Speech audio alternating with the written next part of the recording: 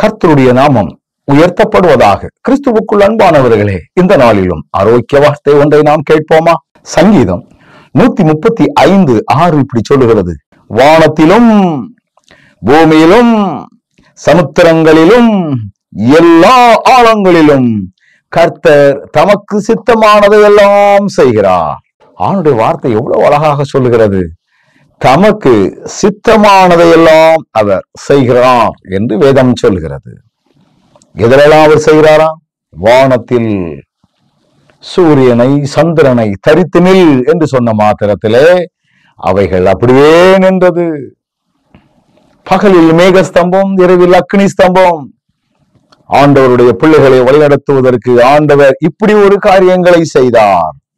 வேதம் சொல்லுகிறது பூமியிலும், வேதம் சொல்லுகிறது இந்த பூமியில் கூட எத்தனையோ வகையான காரியங்களை ஆண்டவர் அவருடைய விருப்பப்படி செயல்படுத்தி இருக்கிறார்.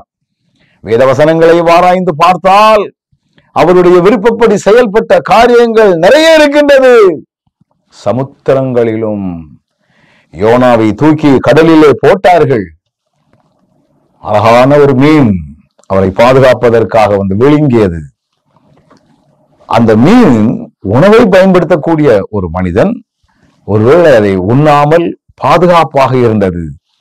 ஆண்டவருடைய கட்டளை இல்லாமல் இந்த காரியங்கள் அங்கு நடைபெறாது. செங்கடலை இரண்டாக பிளந்தார். அவருடைய சித்தம் அங்கே நிறைவேறியது. எல்லா ஆழங்களிலும் வேதம் சொல்லுகிறது. பேதுரு மீன் பிடிக்க செல்லும் பொழுது மீனே அகப்படவில்லை. தேவ வார்த்தைக்கு கீழ்ப்படிந்து செல்லும் பொழுது திரளான மீன்கள். எல்லாவற்றிலும் அவருடைய சித்தத்தை நிறைவேற்றி வருகிறார். எதை குறித்தும் நீங்கள் வேதனை கொள்ள வேண்டாம். ஆண்டவரே, என் வாழ்க்கையில நீர் உம்முடைய விருப்பம் என்ன வைத்திருக்கின்றீரோ அதை நான் செய்யக்கூடிய திராணிகளை நீர் எங்களுக்கு தாரும். நீர் எங்களுக்கு தரக்கூடிய கிருபைகளை நினைத்து நாங்கள் உமக்கு நன்றி செலுத்துகிறோம். நீரே எங்களை ஆசீர்வதியும் காத்துக்கொள்ளும்.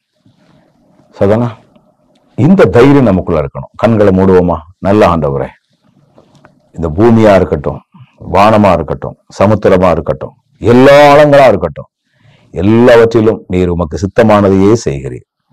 இதை எங்க சிந்தையில நாங்கள் பதித்து கொள்ள எங்களுக்கு ஞானம் தாரும்.